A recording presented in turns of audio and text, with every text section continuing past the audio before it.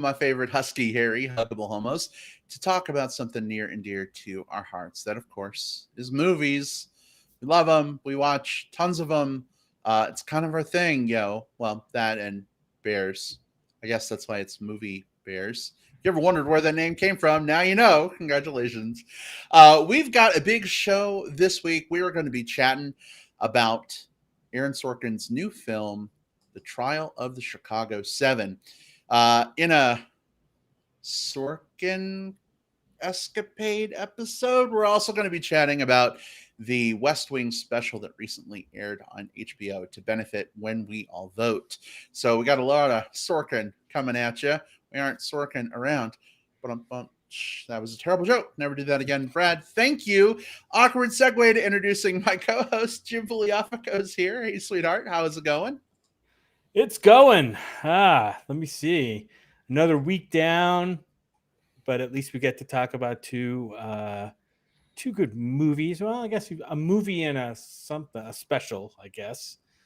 So yeah, I'm excited about it. I hope we get plenty of comments. I see we got some people already commenting, so I'm excited about that, and can't wait to talk about these two with you guys. Indeed, and in fact, our favorite hammy in the whole world is here. Hamstrack says, "Howdy, y'all! Hey, welcome. Glad to have you with us. Good to see you as always. Welcome, welcome." Will Lindis is here as well. Welcome, Will. How's it going? Hey, Brad. Hey, Jim. It goes well. We have a couple week sprint until till things change one way or the other here in the States, and so lots of anxiety, lots of stress. Not necessarily for me, but just sort of for all of us, for just kind of the nation as a whole, just sort of like eyeing this. So I'm loving these little distraction breaks, even if tonight's distraction break is sort of parallel to election talk as opposed to like kind of its own separate little bubble. So I'm excited for tonight's talk, especially considering I know that we've talked offline. We've talked West Wing a little bit in that, I know Brad and Jim, this is a show that the two of you have a lot of history and a lot of experience with, and so I'm really interested in seeing how this held up for you. Yeah, I'm pretty curious to hear your thoughts too, Will, because if I'm not mistaken, this isn't something that you've really watched a lot of in the past, right? Just bits and pieces, maybe. I think that this might be my first full episode of The West Wing to watch. So as far as I know, the entire show is a stage play. Well, not quite, but kind of. We'll talk about that. Well, as Will mentioned, we're going to talk about the West Wing special to benefit When We All Vote that recently aired on HBO Max. Probably spend about 15 minutes on that, maybe 20, knowing us and how we go. And then we're going to jump into The Trial of the Chicago 7, also written and directed by Aaron Sorkin. And that'll be our full movie review discussion. So hang on for that. That's coming. But let's kick things off by chatting a little bit about the West Wing.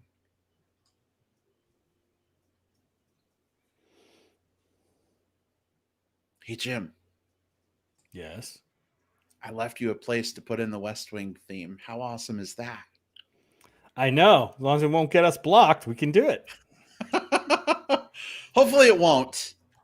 You could also put in the trailer, I guess. Get a takedown message. Yeah, I know, exactly. Oh, goodness. Well, I'll kick things off. Will, you mentioned that the West Wing was something that's kind of near and dear to me. It's true. And just to give a little background for anyone that's maybe not familiar with the West Wing, but you've been hearing about it, on social media recently. West Wing was a show that started back in 1999, I think, the year I graduated from high school. Aaron Sorkin kind of gave NBC this huge, huge political hit show starring Martin Sheen, Rob Lowe, Allison Janney, even Elizabeth Moss from The Handmaid's Tale in one of her first acting roles as a presidential daughter. The show centered on a Democratic president, Martin Sheen, and the show was really lauded and often chastised actually as political fantasy. It's kind of a hopeful look at how our government could and should maybe operate during a troubled time in American history. It was like comfort viewing when the politics of the time were just too much to take. It should operate. It should definitely operate at 42 minutes a week.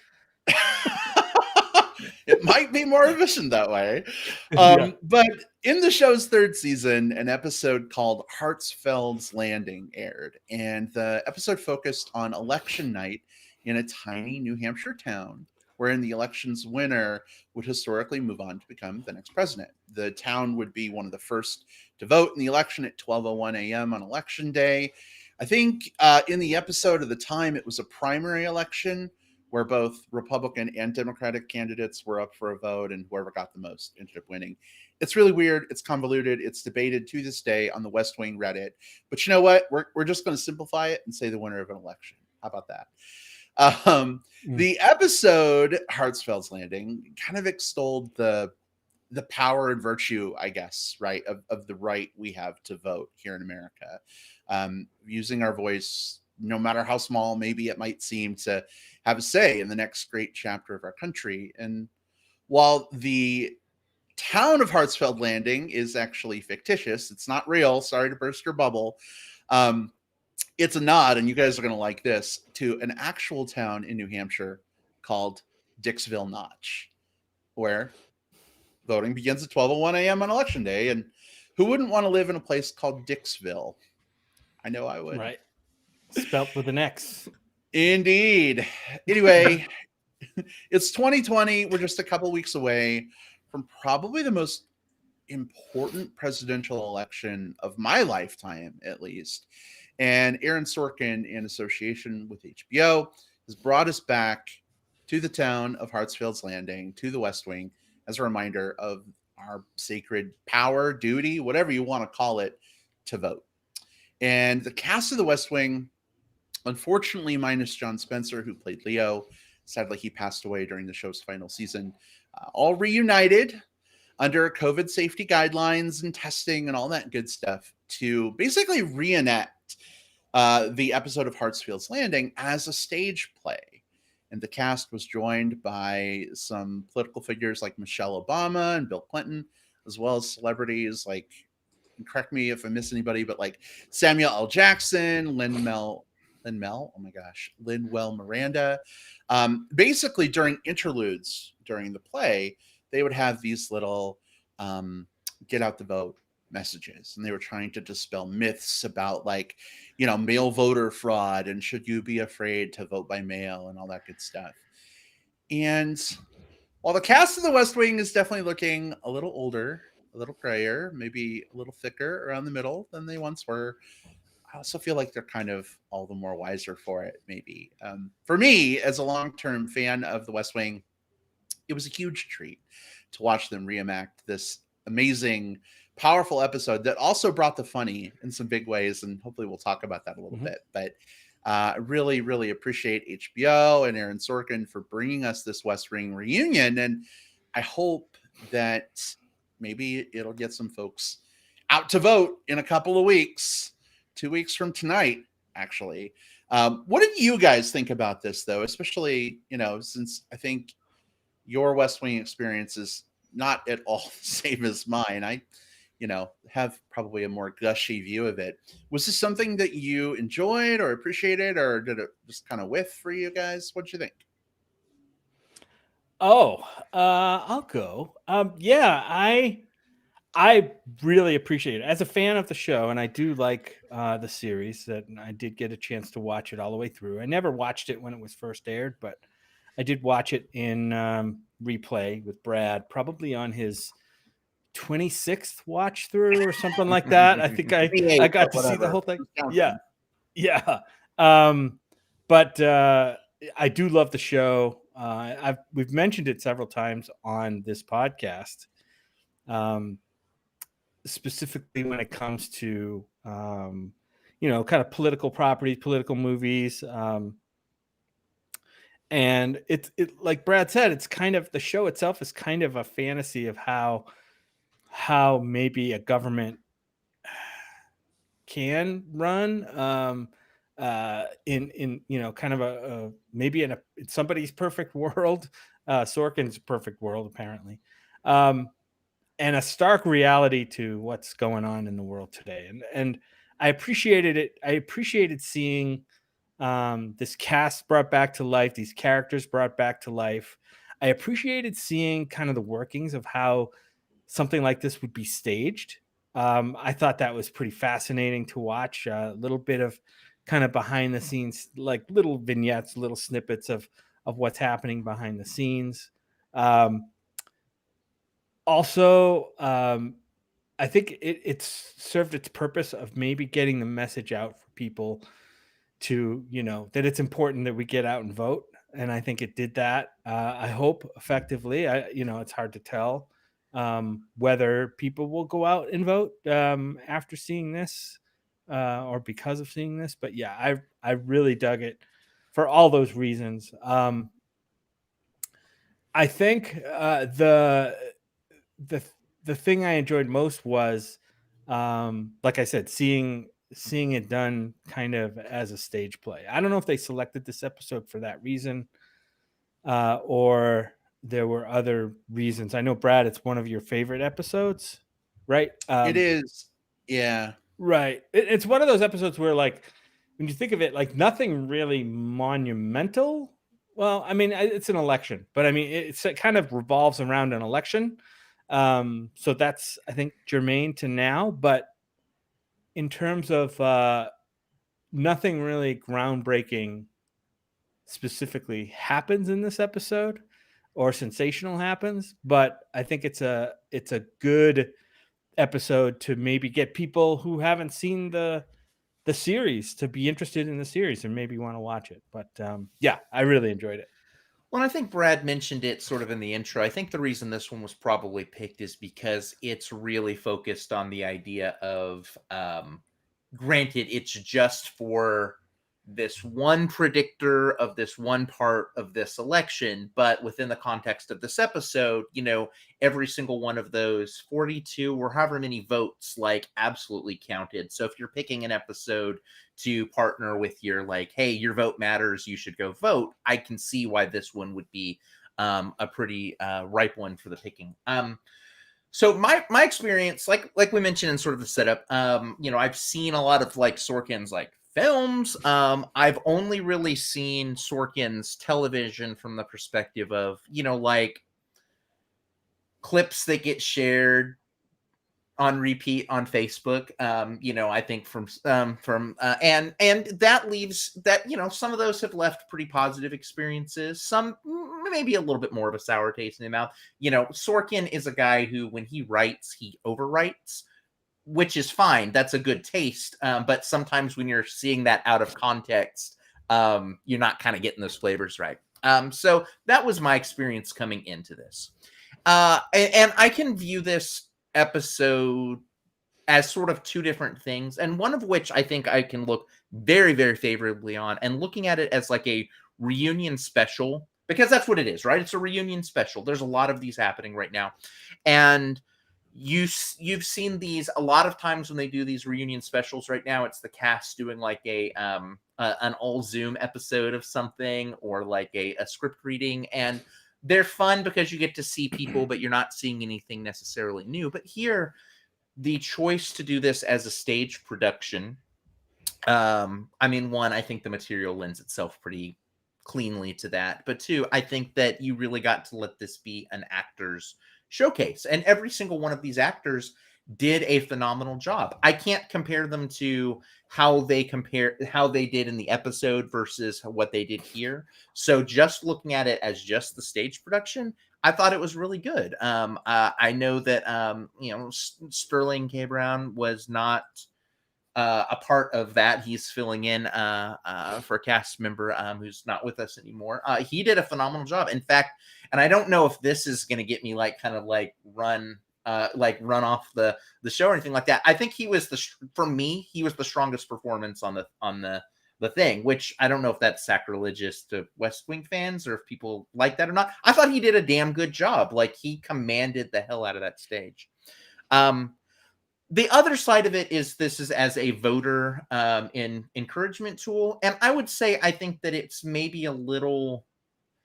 I had a different experience with it when kind of viewed through that lens, specifically kind of like the interludes and the cuts and stuff like that.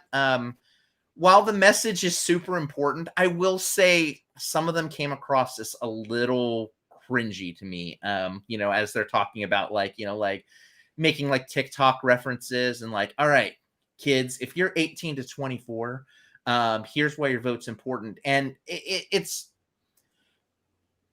there's something that kind of happens within sort of like neoliberal circles, which is kind of the tendency to be a little self-congratulatory with kind of our messaging. And I got some of that here. I think the number of 18 to 24-year-olds who are watching a stage production of a season 3 episode of the West Wing reunion special, who can afford like an HBO Max, thing. I think if you tick all of those boxes, and again in that age group, you're probably already voting too. I think that I don't know that this is going to convert a lot of people. Yeah. So taking all of that aside, even putting that stuff aside, I do think that the other parts of this as a reunion special as a thing were really interesting. And I liked watching the actors sort of like chew up this script. It's interesting you mentioned Sterling K. Brown filling in for what was the actor's name, Brad? John Spencer. John Spencer. In a role, in a role of Leo McGarry that I loved in The West Wing.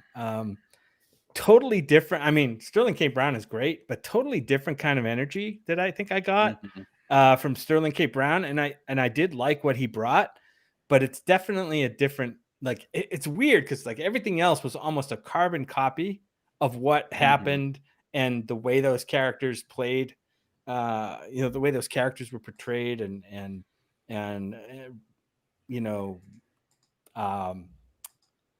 reacted with each other in that episode, except for Sterling K. Brown, who's I mean, he had large shoes to fill, and I mean the John Spencer, is it Spencer? Sorry, if I get it right. Spencer, John, yeah. He's kind of a smaller guy. Like he's kind of a smaller, kind of slighter guy, and almost kind of like one of those little Napoleon types. You know what I mean? I guess that's kind of the way I describe him.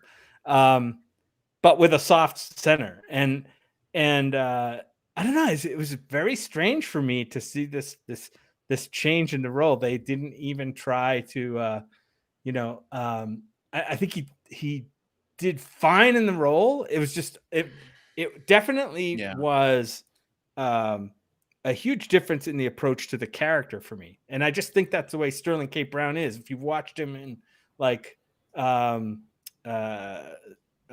This Is Us, for instance. Yeah. I mean, he's very kind of locked into one type of character, and maybe I watched too much This Is Us. I actually did watch too much This Is Us because now that I think of it, because when I see him, I automatically think back to that show. So yeah. But yeah, and I don't know what they're saying on Reddit because I can't get on Reddit. I mean, I guess I could get on Reddit, but I don't have the time to get on Reddit. But Will, I kind of agree. I mean, the subset of people, young voters that you're going to be swaying with this kind of a property is probably pretty small, right? Unless, I mean, this is not on network TV anymore. It's what, 20 years after the fact, maybe, since this aired, almost 20 years at least. So, it's the audience they're preaching to is probably already there, already registered to vote, already ready to vote. Possibly. Yeah. Although through work, I will say I was speaking to someone who is currently in college. She's 19. And they actually trotted this episode out to watch in class. And I guess they're doing this at her university right now. And it was a math class. So they just decided to spend math class like watching a get out and vote thing. So, I absolutely agree. Probably the subsection that's watching this is not necessarily who they were preaching to. But I've also seen clips of those interludes like making their way around social media that people can view without watching the episode. Yeah. The interlude that Dule Hill, who plays Charlie, and Sterling K. Brown did, specifically speaking to young African-American male voters, I've seen being shared all over the place right now. And I'm not, an 18 to 24-year-old young African-American male, but I'll tell you what, that interlude actually like made me cry and made me want to vote. Like it really fucking gut punched me. I've watched it like 5 times now, maybe. I may have a West Wing issue. I don't know. But it is a really powerful message. And, it hurts my heart a little bit that people are maybe not watching the entirety of the special, not getting the good West Wing stuff. But I think even if that one clip is making its way through Twitter and like getting some folks to vote who maybe otherwise wouldn't have, I think that's a pretty awesome thing. I was also really drawn to Richard Schiff in this. I think he was another one who was very, very, very good with his role. I characters Toby Ziegler. All I know about him is what I literally saw in this episode, but I liked what I saw. And I also think about it from the context of like when all of these actors were doing the show before, they were 20 years younger, and they would have brought a different energy. You are not the same person that you are 20 years later. That's just not the way people work. I almost would. I would be very interested in just sort of like, maybe I'll go back and watch the episode. But just sort of seeing where, like, I mean, some people might be even more in the pocket or less in the pocket, of like, because they either fell in or fell out of like an ideal age range. The one thing that was a little harder to watch as someone who didn't have the experience of it, which I don't knock this, it's a reunion special. It's not for me, it's for fans of the show, There was a subplot which probably played like gangbusters in the episode, with Dule. I keep wanting to call him Gus, from Dule Hill.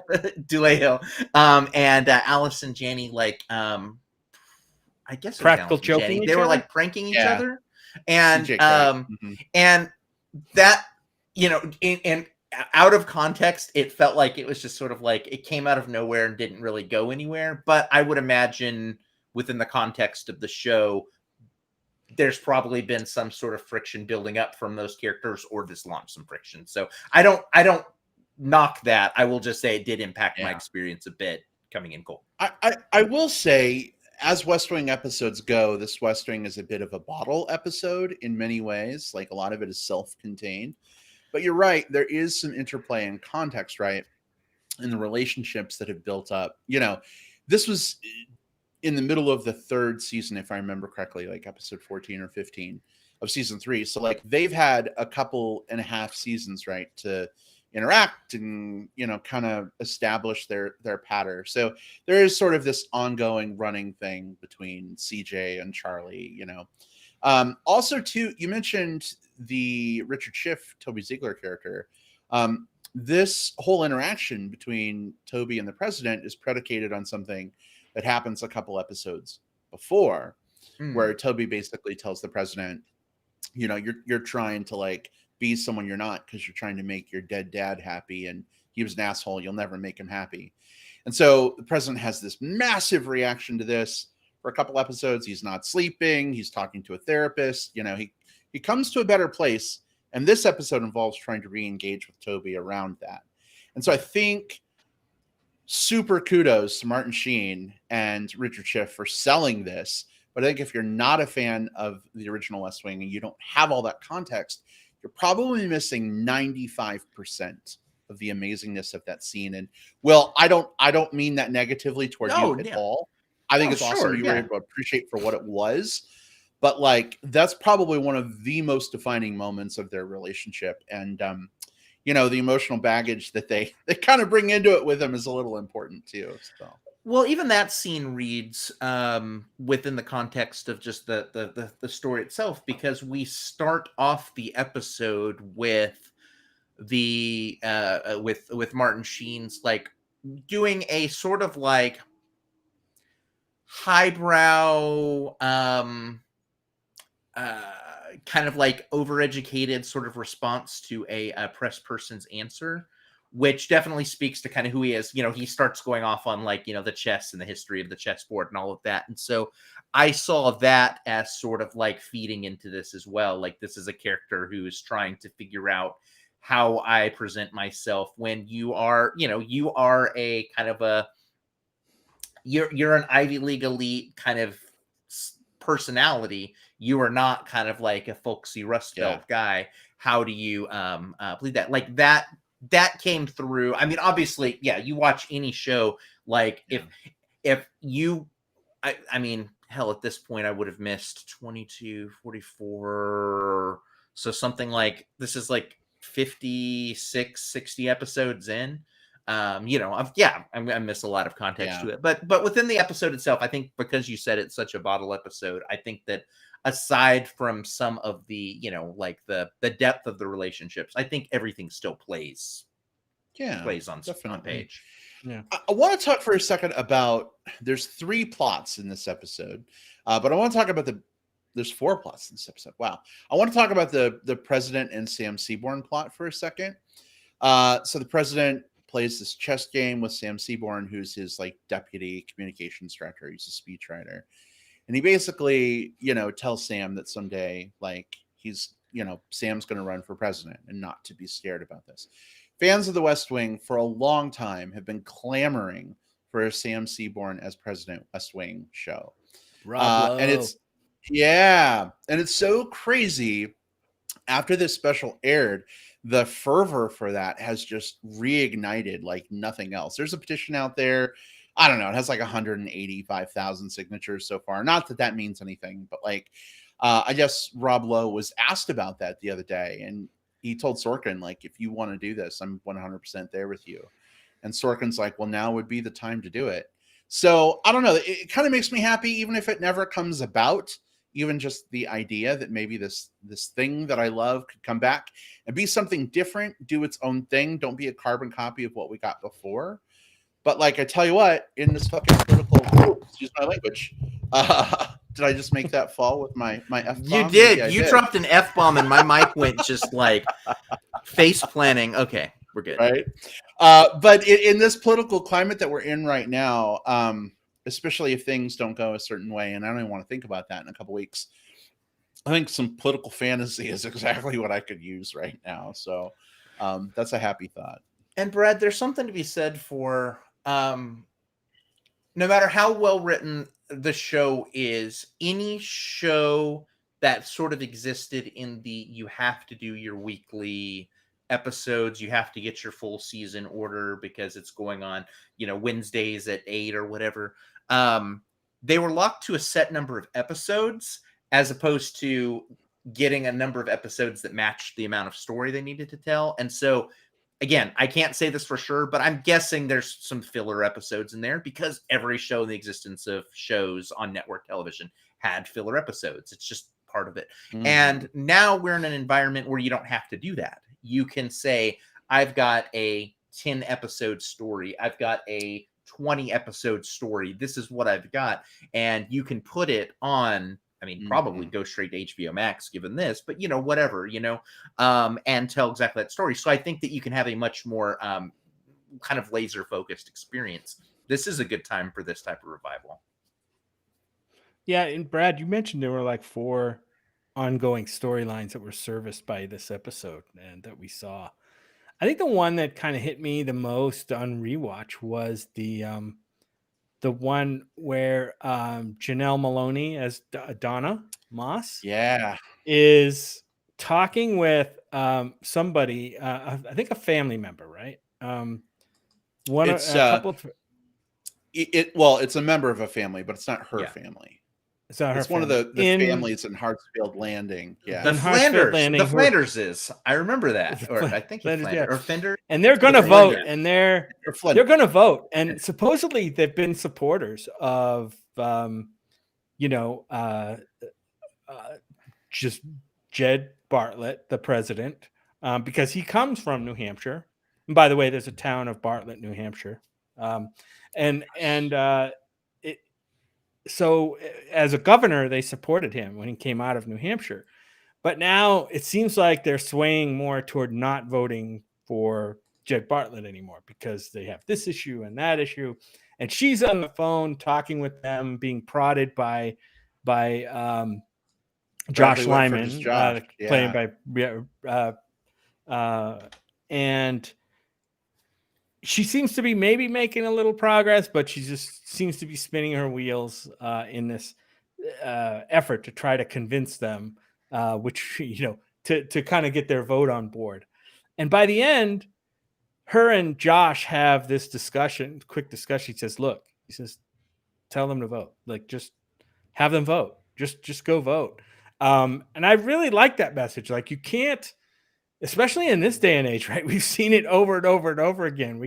You can't always like sway people to your way of thinking or the way you're going to vote, no matter what sometimes people choose to overlook facts or throw fake facts in the way. And I mean, we see that in spades now. And this was 20 years ago. We were seeing something like this, right? So yeah, I just loved that. And I loved his eventually saying, let them vote. Like, you're not. The reason for that was a couple of things. Like, let the democratic process happen. Like, let it do its thing. I think that's what he was saying there in that moment. And so I love that plot line. Yeah. Even though it's a minor one, kind of, I guess. In the way of things we're in. And I know we have a whole movie to discuss, so we should probably move on shortly, but big, huge kudos to Bradley Whitford and Janelle Maloney for stepping right back into the Josh and Donna roles. Of everybody, I think they pretty much nailed that old simpatico that they had, like, pretty much pitch perfectly. I don't think I'd be able to do that. Like, if I played a role like that 20 years later, like, just pick right back up where I left off. It's pretty amazing. So, I mean, hell, sometimes I have a problem stepping into a conversation that I had this morning. Like, so yeah, I mean, kudos to them, kudos to the cast, and kudos to like them for doing like, even if like some of the, even if this whole thing is sort of preaching to the choir, everyone's heart's in the right place, and you can't fault that, and so this was a win. Well, good. Mm-hmm. Well, Will, I'd be really curious. I know you have a zillion things to watch, but if you not necessarily watch the whole series, but seasons 1 through 4, but if you were to go back and watch the original episode, I do wonder how you would compare the two. What you would think about that. So if that happens, be sure to keep us in the loop. That would be great. Mm-hmm. And then Hamstrack had asked in the chat while we were just gabbing away, did Sorkin have anything to do with this beyond writing the original episode? Haven't seen anything about it on Sorkin's IMDb. He did, Hammy. So not only did he write the original episode, but he actually adapted his script into a screenplay for this stage play. So he converted that over, and he was an executive producer. He didn't direct this one. Thomas Schlamm directed it, who also directed a lot of the original show. But Sorkin was and continues to be the, I guess, driving force behind getting these people together. They get together several times a year with COVID happening, not as much as normal, but you can really tell these actors and Sorkin are kind of a big family together. And I think that comes across, in the things they do. And that's pretty special. And I forgot to mention this episode, and I don't know if it's a function of this episode being written the way it is, or the fact that they adapted it for this stage production. It did seem a little bit like the Sorkin knob was turned down a couple notches, like on this. It felt like it was turned down a couple notches on this one, and even on the next property we're going to talk about. We'll talk a little bit about that. Um, and again, I don't know if it was just because of the format that it was in, or this particular episode was less like walkie-talkie kind of Sorkin stuff. It seemed to be slightly removed from that a little bit, and I thought that was very much welcomed by me. Like, I think it helped because that Sorkin shtick can kind of wear on you, right? Or if you don't buy into it, it can really be a little bit like irritating. Like, why are you pushing that style? But that's his gig. I mean, that's what he does. And I was glad to see it was there, but it was just dialed down a little bit. Well, I don't think we could ask for a more perfect segue into our movie discussion for this week. So, Jim Pugliafico, I don't have a stat. Oh, I do. You get the Masters of the Universe He-Man Perfect Segue statue. You can put it on your desk for one day, and then it comes back. So, congratulations. I'd be honored. But we're going to go ahead, and Will, if you're on board, Jim, if you're on board, why don't we dig into the trial of the Chicago 7? Sound like it's time? Yeah. Yes. All right. Well, then, folks, we're going to go ahead and switch gears to our main movie review for this week. The Trial of the Chicago 7, written and directed by Aaron Sorkin. If you haven't seen it yet, A, it's on Netflix. B, we're going to talk about it spoiler-free for probably 10 or 15 minutes before we go into our main spoiler section of the review. So just know you can step aside, you can come back, whatever works for you. Feel free to avail yourself of your options. It's your power to choose. But here we go, our discussion of the Trial of the Chicago 7.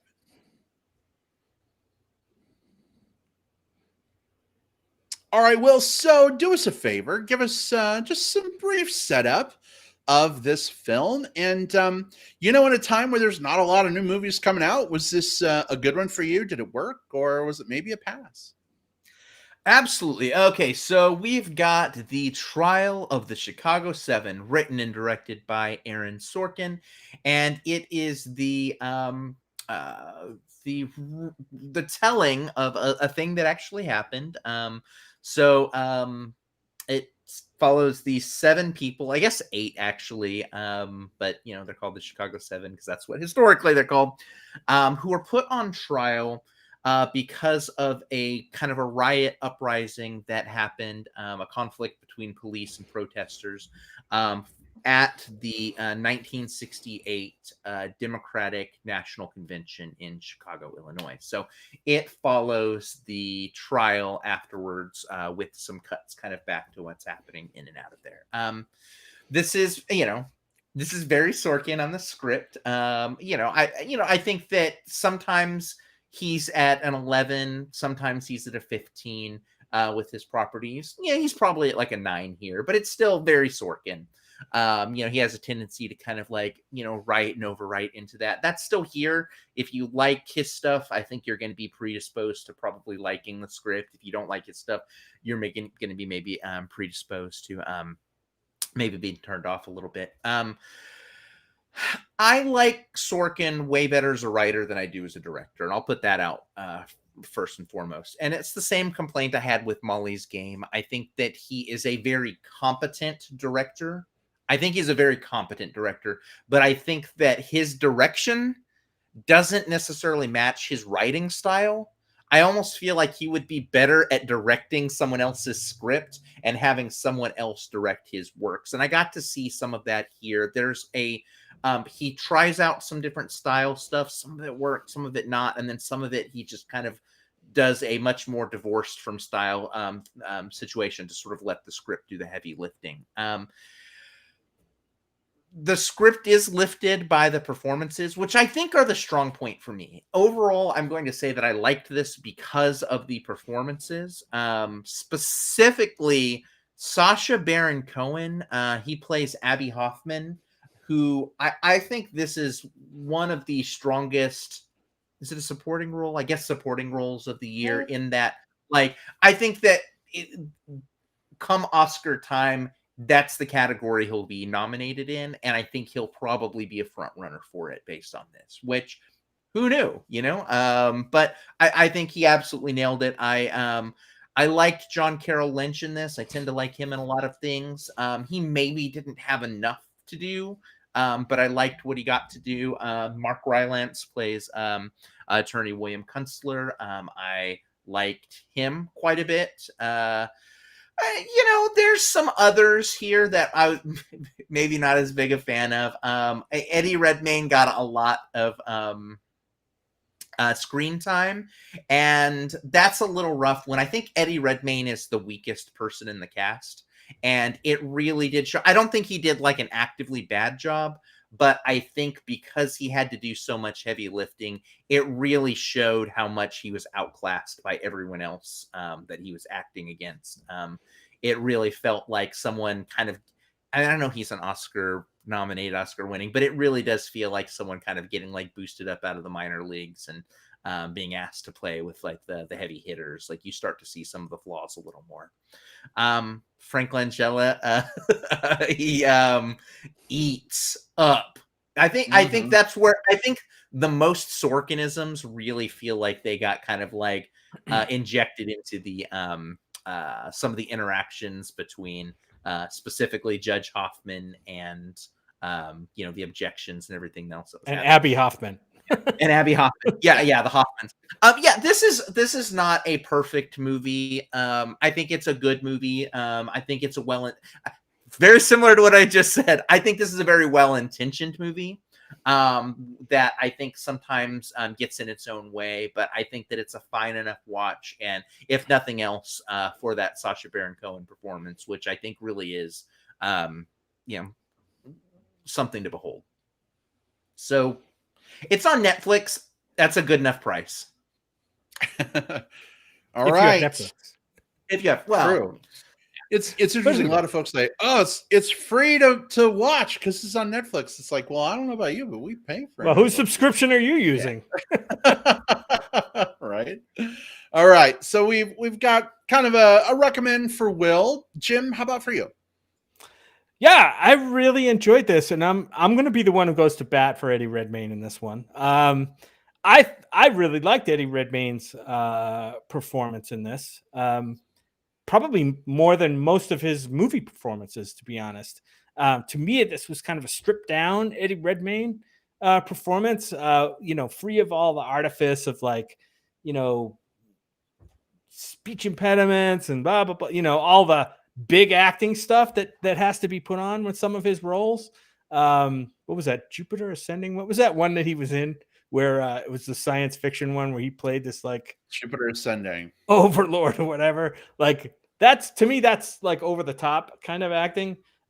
Here, I really liked what he brought to this role, and I thought he was more than adequately matched to the other talents that were there. Like Will, I totally agree on Sacha Baron Cohen, except for the accent. He was battling that accent really, really bad through most of it, and you could see that come through, and that's unfortunate because I think he did a really good job. But there were times in some line deliveries where you could tell that that accent was like, you know, he could have used maybe another week or two with that voice coach, you know, before getting into this role. But I think he did a really good job. And look, he's a terribly talented guy.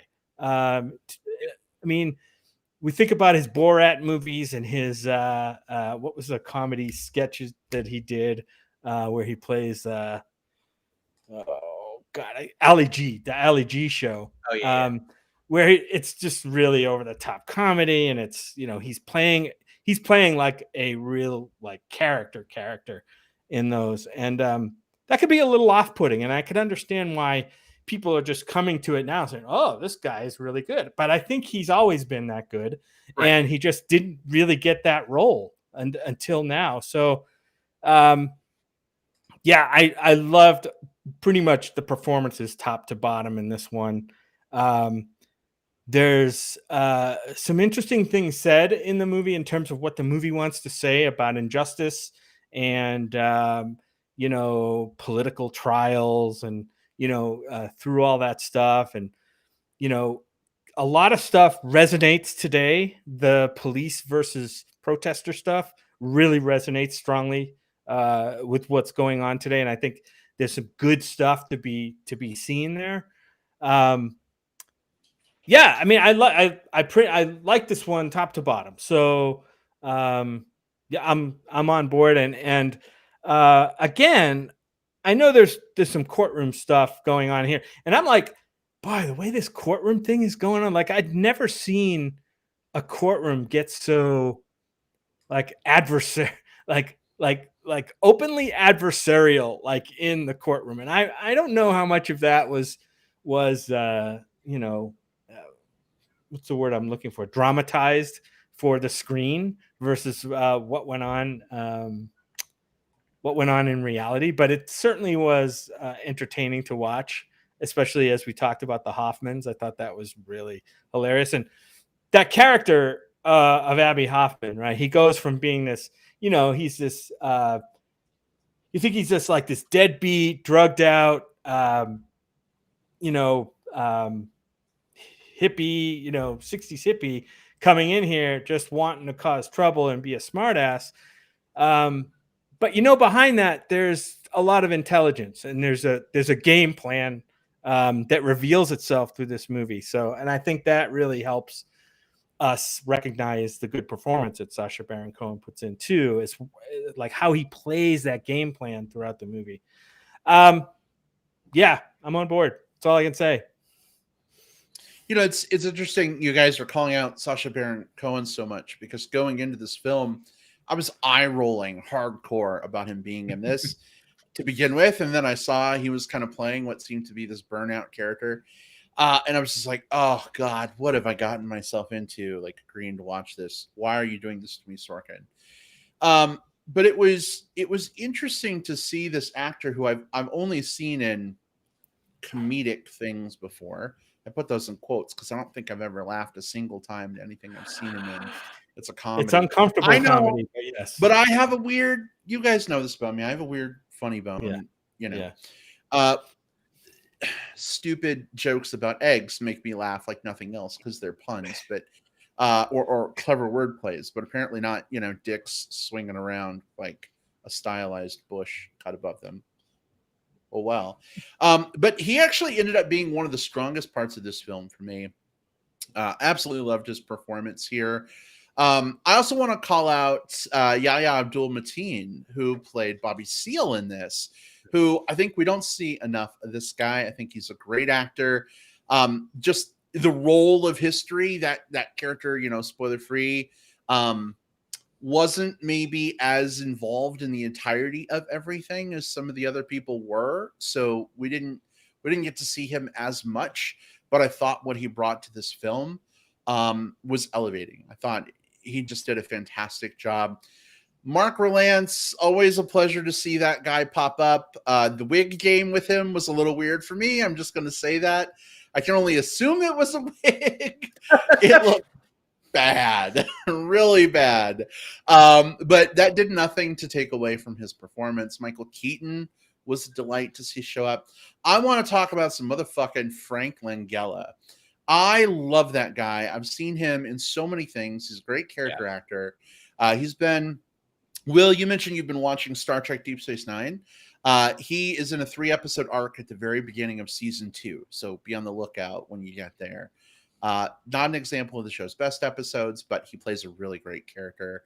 Hammy mentioned this in the chat. Frank Langella will always be known to him as Skeletor. And that was my first experience with him as well. Unfortunately, the Masters of the Universe movie was not great for me. I didn't like it that much, but he probably plays the best Skeletor ever.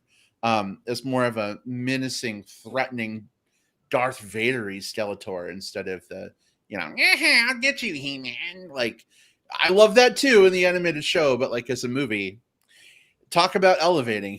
He elevated Dolph Lundgren to whole new levels there. But it was so great to see him.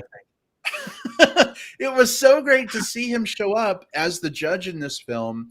There's this question as to like why this judge is as adversarial as he is, why he's quirky as he is. I'm sure we'll get into that in spoilers a little bit.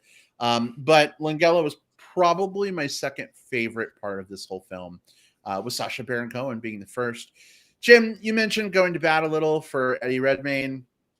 I'm just going to say I'm relieved to see him in something that's not a Harry Potter movie, and that's not, some weird like young adult sci-fi film. Really cool to see him just as sort of a guy, and I think he gets some good things to say. I don't know that I love the way he said them. So maybe we can talk about that a little bit more. But overall, this is a big recommend for me. It's unfortunate that it has the title that it has. I don't know what else I would call it, but I think a lot of people scrolling through Netflix are going to see the trial of the Chicago 7. Documentary. What the fuck is this? It's a documentary. No. And they're going to miss, some really, really great stuff. Sorkin is Sorkin here. I agree. It's dialed down. We don't have as much of the walk and talk. We don't have as much of the overt speeches for overt speech's sake, but there's still a fuck ton of it. So if that's a turnoff for you, I could see this maybe being a barrier to enjoying the film. But this was actually a pleasant surprise for me when I was just looking forward to my movie theater candy because I didn't think I'd like the movie. So it was a win. And I guess the other bonus is, I was alive back when this happened. I was a child, but I was still alive. And I mean, this is history, right? This is a part of our history. This is kind of the establishment at the time, right? Of, white men in power, trying to push down the voice of the people, right? And that's what this movie is about. And to watch that play out against a historical background, and from what I gather, and I didn't do a ton of research on this, but from what I gather, this is pretty factually accurate as terms of what happened in the lead up to the trial and the trial. So, I mean, anytime you can be entertained watching great actors do their thing, a great story, and watch this thing for a couple hours and also be educated, that to me, that's a win-win. Yeah, absolutely. Like, everything that I've read up on this is that, there's some pretty fucked up things what the government and the law enforcement and all of that did kind of in and around the actual events, and then leading up to the trial itself was very kangaroo court, the way that we got to see play out here. Like, a lot of that stuff was pulled from the transcripts. The biggest difference being, obviously, you can't show a full 150, and however many days ended up being. It was pretty long. Like almost 6 months, I think. Trial, you're seeing a 2-hour movie. But also, I think that there's a lot of witticisms and sort of jokes and levity that are kind of built into the trial to sort of keep it from being like a sledgehammer beating you down. So I think that makes for a better entertainment property, but at the same time, this isn't a documentary. This is an adaptation, a fictionalized, Version. Conversion, an adaptation of what actually happened. So, I think it's important, as with anything, to, when you watch an adaptation like this, to not take the adaptation as the gospel, because no matter how good the adaptation is, the adaptation's job is primarily to entertain. You can use it as a springboard to kind of read more accounts of what happened, look up things from in and around that time. That's wonderful. It's great as a gateway drug, but, as with anything, don't take the adaptation as gospel. Speaking of gateway drugs, Bruce in the chat had a fun little tidbit here about Frank Langella. One of his earlier performances was as a sexy Dracula, which I didn't know. And so I've just been doing a little bit of research, and I could see how maybe for a lot of folks, that's kind of a gateway to the, film pantheon, TV pantheon that is Frank Langella. And it struck me we have 2/3 of the Find Your Film podcast in the chat with us. Yes, we Tonight, guys. do. Yes, Thanks, Yeah. we do. Love those that guys. show. Yeah. Thanks so much for popping in and saying hi. I just saw Bruce's message. He has to step away for some family stuff, but it doesn't take away from the fact that we heart you. And thanks so much for tuning in and sharing some interesting tidbits with us. I'm going to have to go watch Frank Langella as the sexy Dracula now because that sounds amazing. That Dracula too, the one from late 70s. I mean, it's got a pretty stacked cast as well. I think you'll be in for. I think you'll be surprised how. I think you'll be surprised with the treat that you'll find yourself in for. Well, thank you for helping me find my film. Find Your Film podcast. I appreciate it. Jim, Will, how do you feel about going to Spoiler Pound Town? Oh yeah. Let's do it. All right. Excellent. Well, then we're going to go ahead and open things up into the land of spoilers. If you have not yet seen The Trial of the Chicago 7, you value your innocence where the plot of that film is concerned. If you're listening live, feel free to step away for maybe 20-ish minutes and then come on back for some plugs. Or if you're listening through the magic of digital tape delay on Apple Podcasts, Spotify, or however you enjoy your podcast, feel free to use the time index in the show notes to skip ahead as appropriate. All that said, spoilers are officially fair game. Where do you guys want to start? Well, I could start maybe kind of a lead into a comment here made by Hammy in the chat. The trial started out kind of as the trial of the Chicago 8, right? And the eighth guy, Bobby Seale, who was a leader of the Black Panther group at the time, was got his portion of the trial declared a mistrial after a lot of tumultuous and terrible stuff that went on in the courtroom. He was not basically put on trial without representation during the trial. He was bound and gagged at one point in the trial because I think he told the judge off a couple of times or whatever, and Judge Hoffman was not having it. And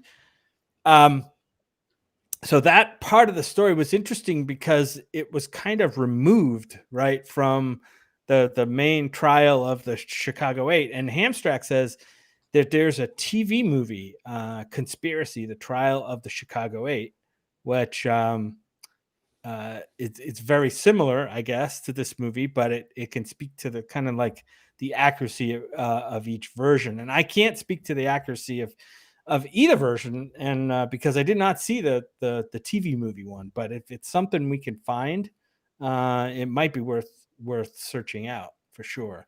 But I thought that was kind of interesting the way that went down.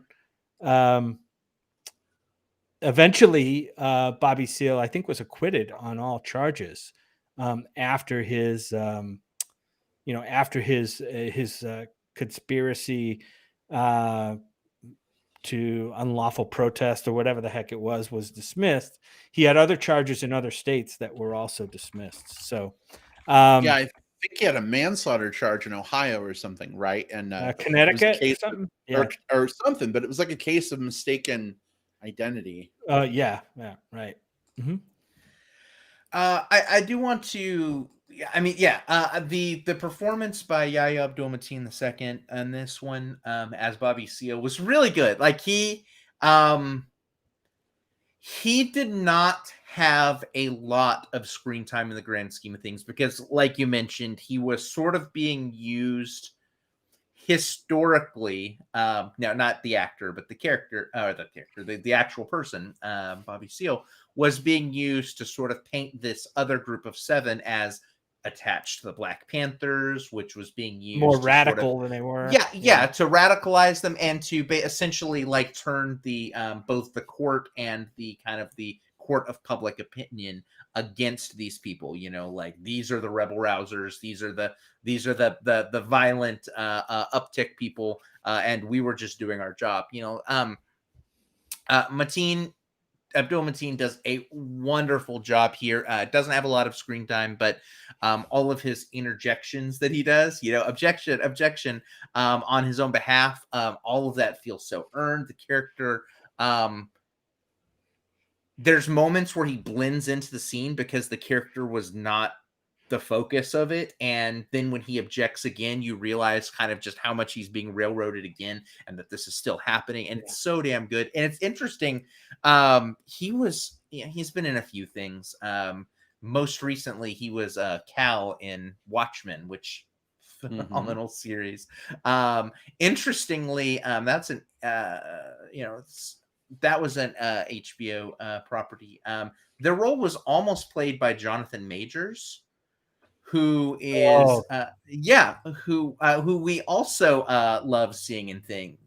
We also love seeing. We saw him in The Last Black Man in San Last Black Francisco. Man in San Francisco. He's a phenomenal actor. So it's almost like there's an alternate universe where he was cast in it instead, and both of them would have done an absolutely stellar job. It's sometimes you read a casting thing and you're like, oh, I wish I had seen that, or I'm glad I got what we got. But I kind of wish I could watch both side by side, because I think both would be amazing.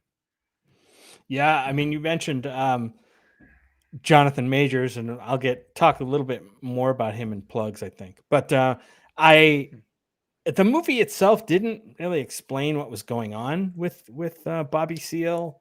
And it was it was kind of a knock, I think, against the film for explaining this.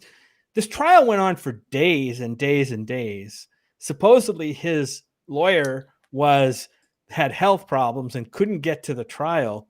How does that even happen? Like, how does somebody get that far into a trial without having his lawyer at least recommend another lawyer? Or like, we're talking days. We're not talking like a week. We're talking multiple weeks here. I don't know how that happens. I was way confused on that point too. Because like initially, right, like, oh, first day of the trial, my lawyer's not here. He had a gallbladder out. Okay, I get it. Maybe a couple days, like they're sending someone, they're traveling from their hometown to get, I could maybe see that maybe as temporary representation. But what was it, like 82 days into the trial, 121 days into the trial before like his portion was cast in mistrial? Like, what was happening in those 121 days? You know what I mean? Like, you're really going to tell me he didn't have some kind of representation? And maybe that's completely true, and the movie just didn't explain why. Was it a willful thing? He wanted to be his own lawyer, and that's what it was? But even then, in the form of jurisprudence and how the legal system works, like, he should have been afforded, the same right to call some of those things. If that's the judge not giving him his legal rights, yeah, that totally makes sense. It speaks to maybe the mistrial thing, but the movie did not make that clear. And it sent me to my phone to like start researching it instead of staying in the film and appreciating it. So I still don't get it. No. Yeah, and the thing that's most concerning here is that it goes to show you just how much the system can be stacked against the individuals, right? Because not only was he railroaded into this because the fact that he was with the Black Panthers was designed to make everyone else look bad, which is a problem on a lot of counts in of itself.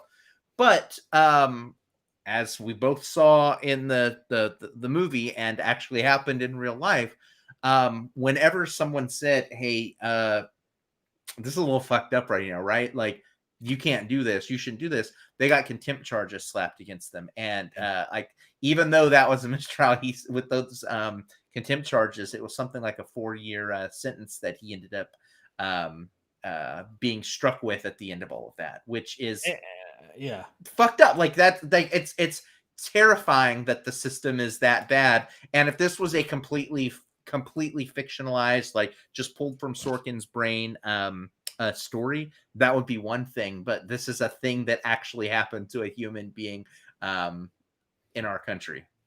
Yeah, at one point, at a couple points in the trial, he wanted to enact whatever it is that you enact when you want to represent yourself, right? I think he tried that a couple times, and the judge would not allow it. He says, no, Right. you are represented. Your lawyer's not here, blah, blah, blah, blah, blah. And the judge kept saying, why don't you let this guy represent you right here? And that never happened either, which was weird. That was kind of a weird thing. And it's interesting what Sorkin chooses to like upplay versus downplay. Is upplay a word? I don't even know. I'm Sure two glasses of wine in. Who knows anymore? Yo play But is a word. we learned that on Supermarket Sweep last night. Yeah. It's interesting because in the real history, Seal was bound and gagged to a chair for several days of the trial, whereas in the movie it's like 10 minutes and then everything goes down. So like, why downplay how long he's tied to a chair and this is going on, but like, I don't know, downplay. I don't know. It's just weird choices.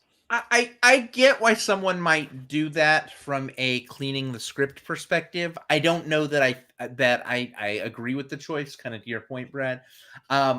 This was a character who was going to be moved out of that script very soon at that point. Like from the time of the bound to gag to the time that they've separated separated basically him from the other 7 and declared his part a mistrial. That's kind of close in proximity movie wise. And then after that, we really don't see much more of that character. We stick with the 7.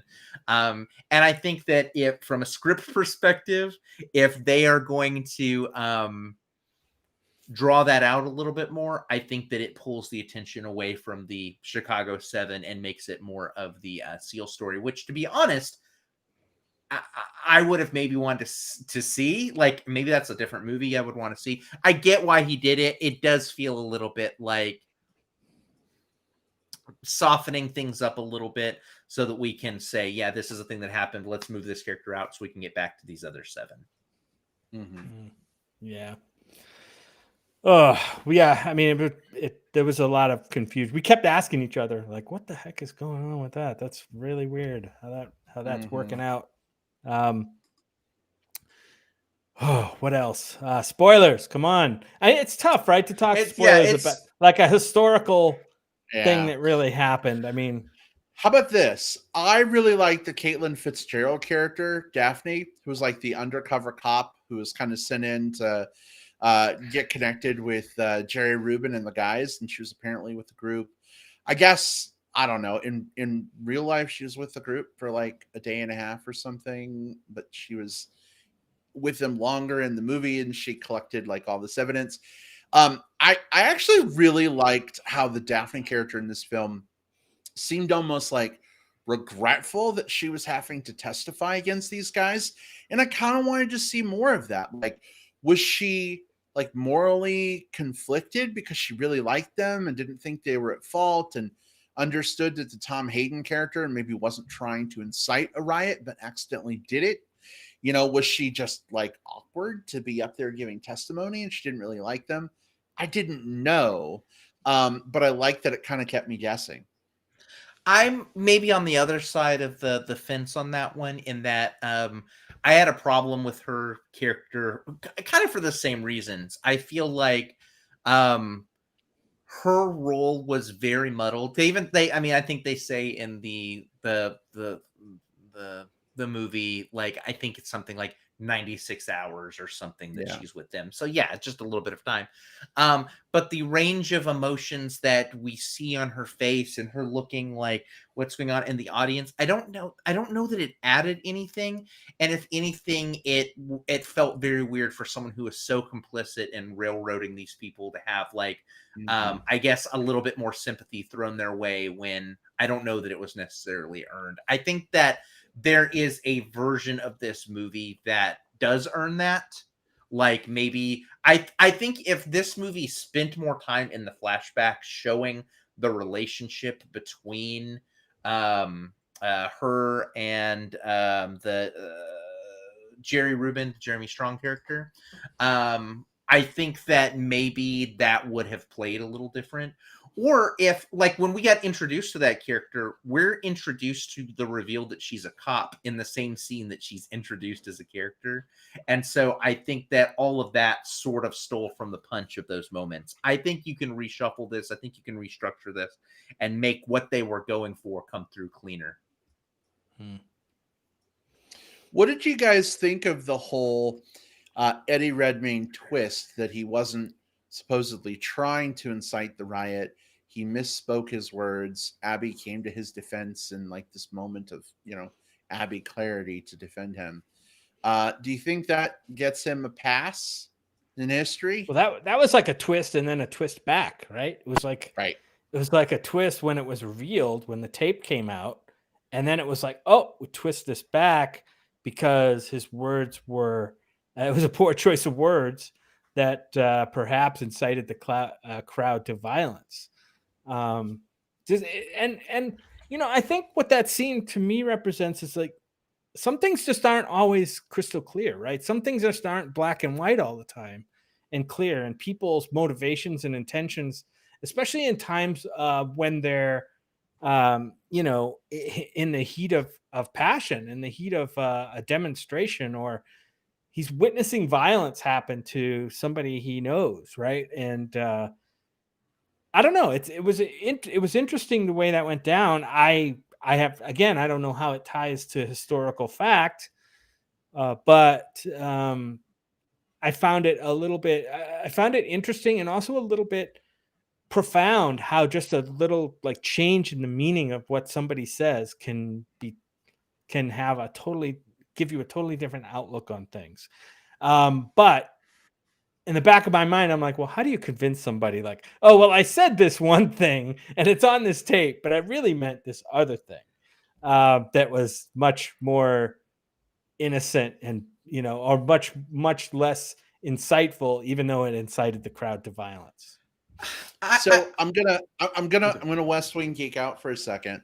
On the West Wing, the Sam Seaborn character, in reference to writing the State of the Union, says great oratory should blow the doors off the place. And I think that really speaks to the power of oratory, right? What an impassioned speech can do. But it really made me think with the Eddie Redmayne character, giving someone a microphone who is young and inexperienced and not watching his words carefully enough is like the spark that lights the powder keg. You know what I mean? Especially back then when all these people were gathering together and demonstrating, and the cops were there with their weapons and their SWAT gear. Like, God, you slip up with one word. Imagine what you can do. Do you think that could happen today? Like, could somebody get up and give a speech and incite this? I think that I want to go back to the original question of that before that, because I think I maybe, and this part of it comes down to my own personal beliefs a little bit more, like I maybe even take a little bit of issue with the idea that it was a slip of the word that caused this whole thing to happen. What caused this whole thing to happen was police instigation and violence from police against protesters. That same outcome would have happened regardless of whether the Thomas Hayden character had said this one word or not. That one word, the difference in it, is not meant to be the difference between whether or not a riot happens. That one word is whether or not the police can use that to hold him accountable for causing the riot. Like whether, the streets will run red with blood, our blood, their blood, like that. Like no one's listening to that going like, no, he said ours. Let's calm down, everyone. It really has to do with how the police were going to be used to twist his words against him. So I that's where I would maybe take issue with to begin with. And whether or not, going to the second question, whether or not this could happen now, I think the answer to that is it does happen now. I think we've seen that play out over this entire kind of like summer and fall, and following the a lot of the different Black Lives Matters protests. We've seen escalation happening from the government, agencies, people who are there to try to keep the peace are escalating force, and then keeping those who they used force against as the attackers and the assaulters. And of right. course, there are is that Is that in response to police action though, or someone in the crowd with a megaphone or a microphone, having a slip of the tongue was the question I was asking. I wasn't trying to say that like these things are happening nowadays, not because of police actions and someone's slip of the tongue. I was just posing a question, and I think the movie actually tries to argue the opposite of what you're saying, Will, about the Eddie Redmayne character, and that's why he's wrestling as hard as he is with his role and what happens, right? There's all this guilt that he feels. There's all this tension between himself and the Abby character over this. So I feel like that's almost sweeping it under the rug a little bit in terms of like a central piece of the Eddie Redmayne character arc. No, I think the guilt is very much there, because I think when we're a part of a thing that isn't necessarily our fault, but we're still there and present and in the mix, it's very natural to contextualize that against us. But I would use the Abby character. I don't think the Abby character at any point puts a single ounce of blame on the Hayden character for what happened. I think if you ask the Abby character, he would say, yeah, it was the guys that were coming and beating our heads in with clubs that escalated this, and they kept pushing us until we did the thing that happened. So I think that the guilt for the character is totally fine, but I don't think the slip of the tongue is a thing that caused or sparked or was an impetus for this. And I would say that again, honestly, for now, someone with a megaphone could say the wrong thing and whip someone up. But I think in a lot of cases, I think that those things are very predetermined even before the person grabs the megaphone and says the thing that's happened. A lot of the tensions that happen in a lot of these situations are coming to a head before anyone even gets to the street, but they start to boil over there. And as force escalates, you push people against the wall. They either fold underneath, they either get crushed beneath the boot or they push back. Yeah, and throughout the movie, you could see it sprinkled in. Our characters would say occasionally, like, I think they were kind of going out of the way to avoid violent clashes between the people and the cops who were out in force, right? There were many times where they were trying to avoid that by either talking to the people, saying, hey, we're not here to do this or whatever. Whether we feel it was inevitable or not, in the context of this movie, I think our main characters were trying to avoid that from happening.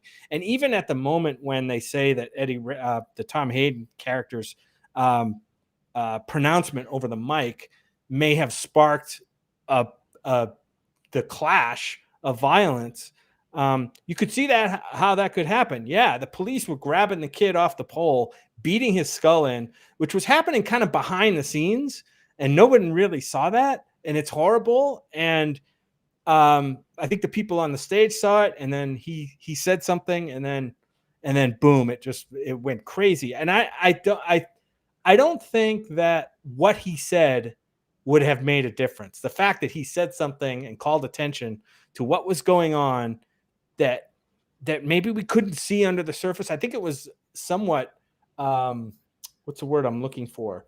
Oh God, I'm losing it. When it's, I think it was kind of a catalyst. Yeah. Or like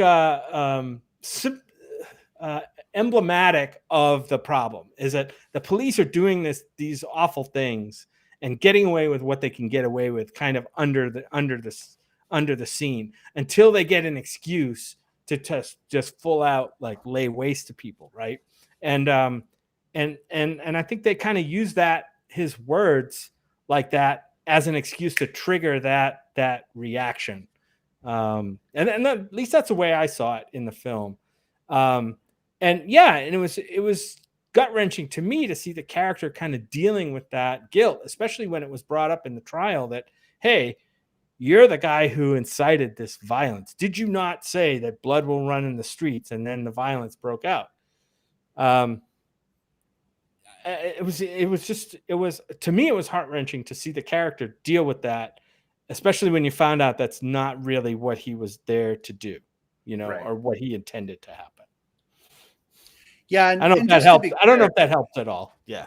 just to be clear, because Hammy, I see your comment that it's gross to call out the the comment from the character starting this as opposed to the police violence. I'm not saying that is why it happened. I'm saying I can see why that character was maybe struggling with some of the guilt and the emotional turmoil, right, of how this is being twisted and phrased at him.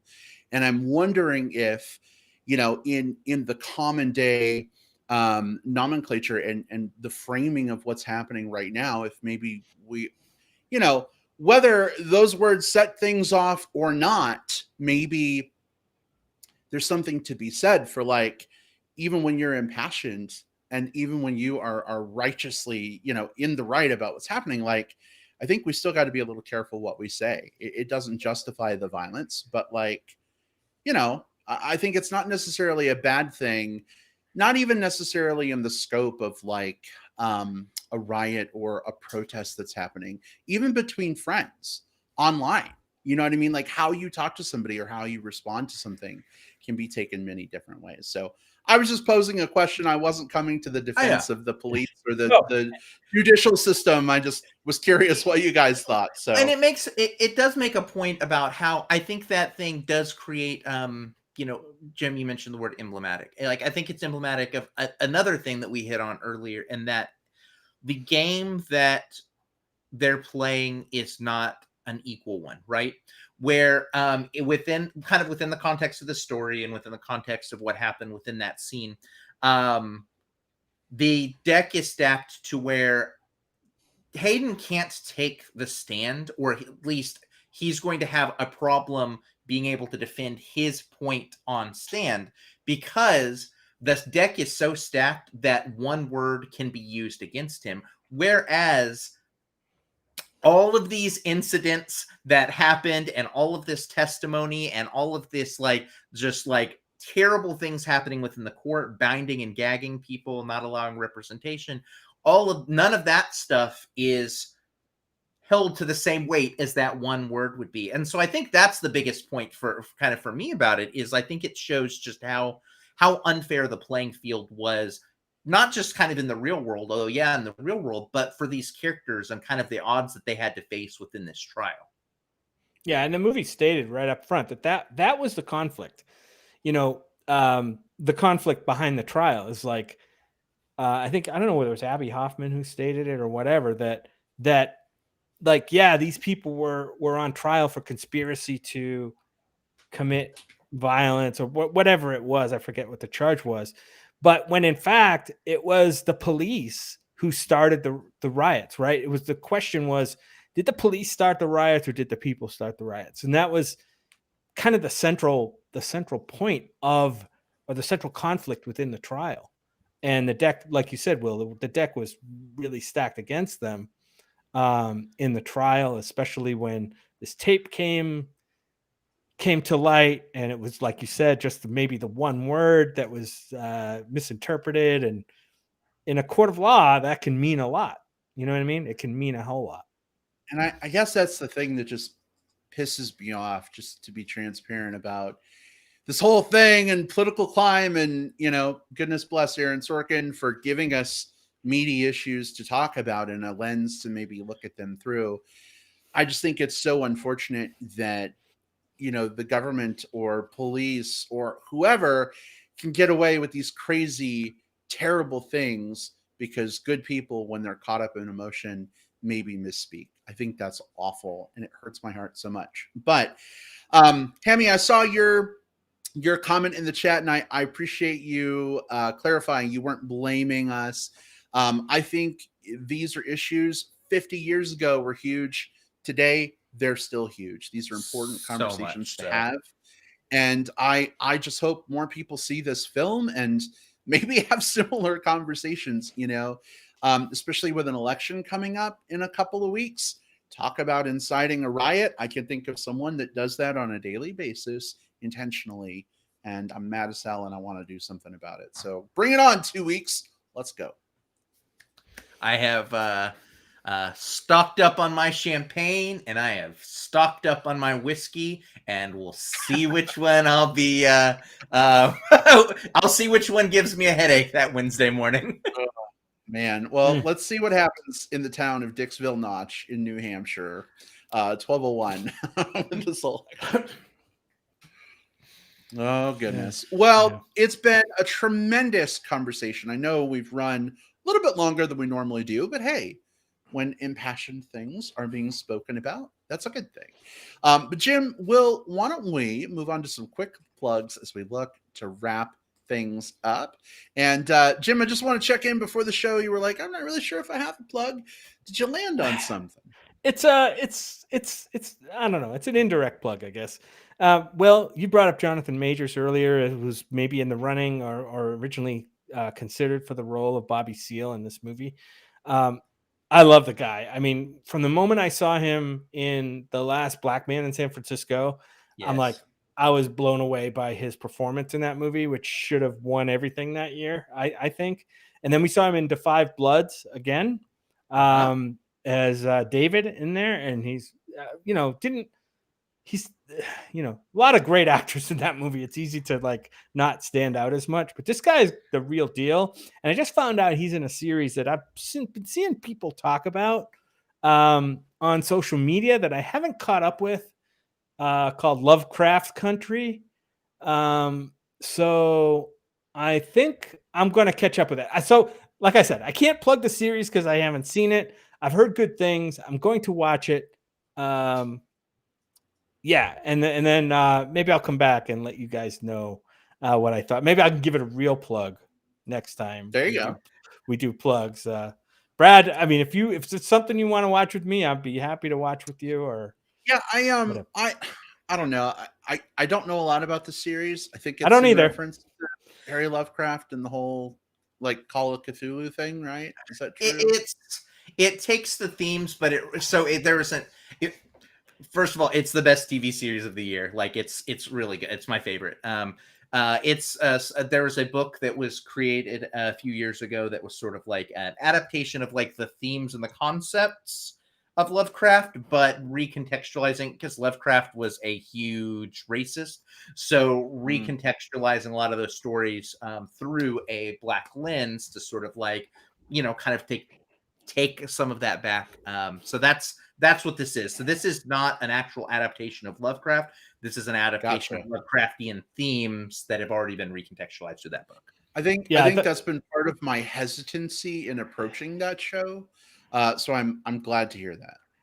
The IMDb description is pretty boring, but it says a young African American travels across the U.S. in the 1950s in search of his missing father. So we have daddy issues against Lovecraftian concepts.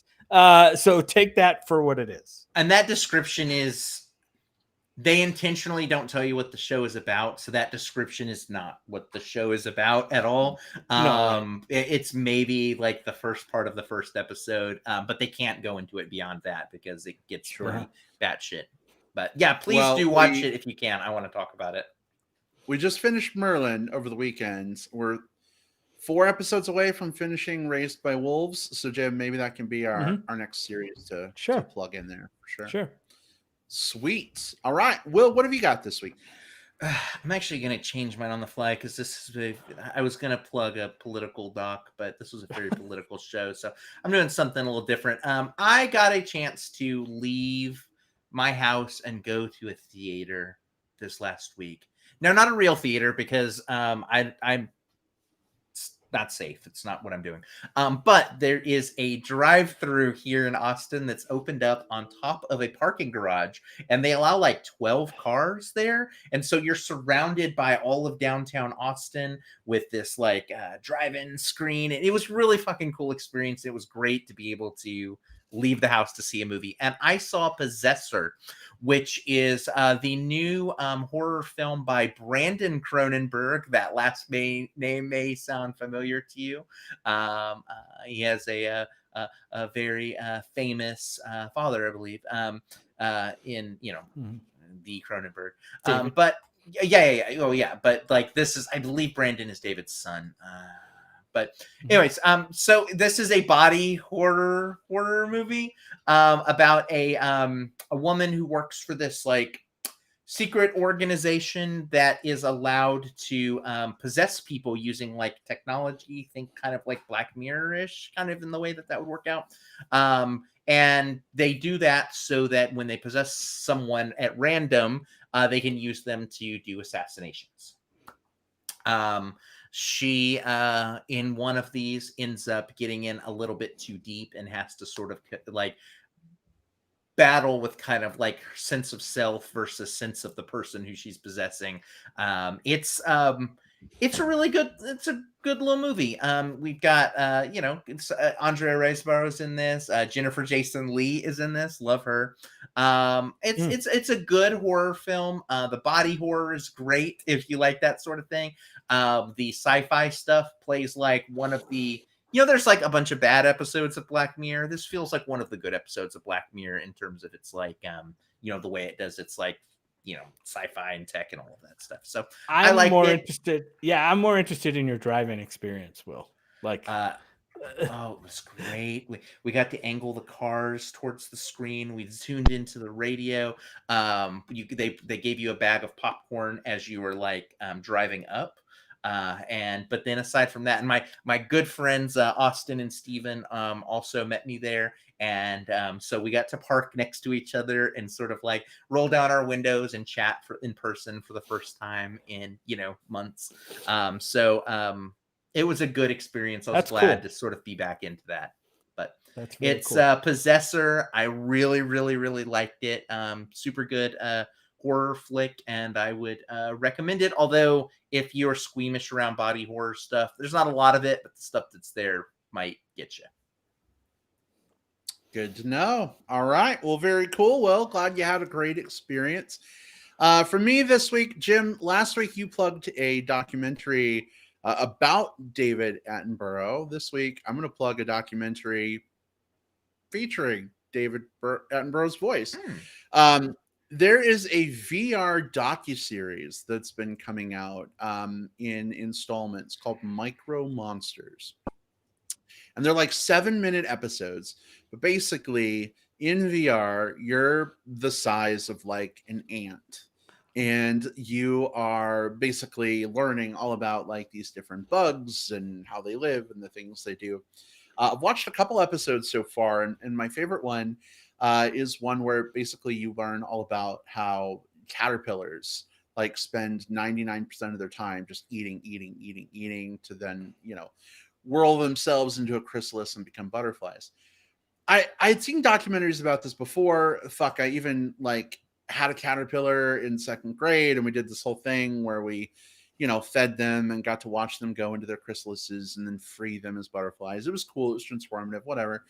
But like seeing this from the standpoint of like something that's ant size, seeing this butterfly that's like the size of fucking Mothra coming out of a cocoon in like 8K VR was just insane. VR is quickly becoming my favorite way to consume media, whether it's watching a TV show or a movie in my own like private movie theater, or like virtually watching with friends, like their avatars in the seat next to me and we're chatting while we watch an episode of Avatar: The Last Airbender.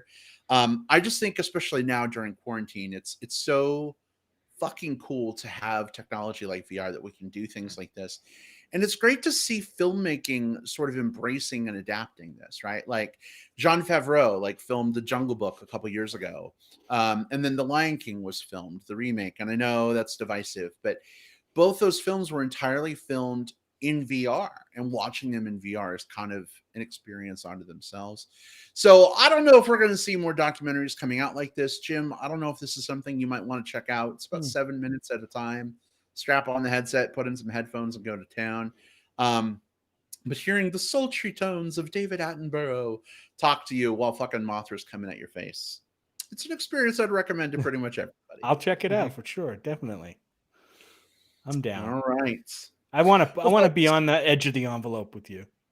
All right. We'll make that happen. You're Well, just folks, gonna it's walk been- into the living room at some point, Brad, and Jim's just gonna be like flailing like this with the headset. And you're gonna be like, "What's happening?" It's like, "I got caught in a virtual mouse trap or something." Like, that spider's 28 stories tall. Big ass spider. There you go. There you go. Well, it's been a great podcast with you guys as usual. I know conversation got heated there for a second, but again, Yeah. great conversations sometimes do, and that's Oh, yeah. not necessarily a bad thing.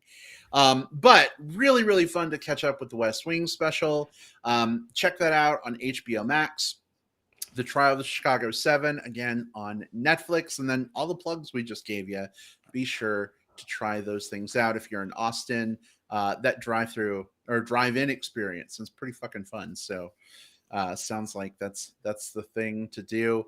We're gonna figure out our plan for the next couple of weeks with Election Day coming up in 2 weeks.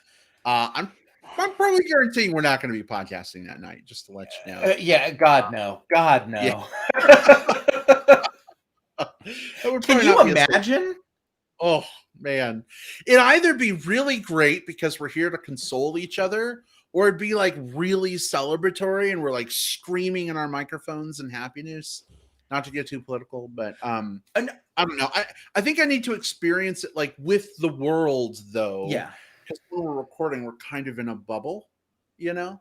So I mean, I think we recorded the night of the midterms, and Yeah. I remember even that, like, I had windows up and was watching stuff, and that's not, conducive to a great show, So it's like, yeah, we're gonna be with the world,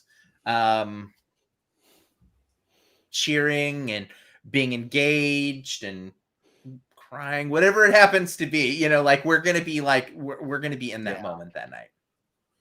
well, And we'll next figure week, out- it's either going to have to be something very hopeful, like, or something like totally apocalyptic. So we're going to have to figure out what we're going to do.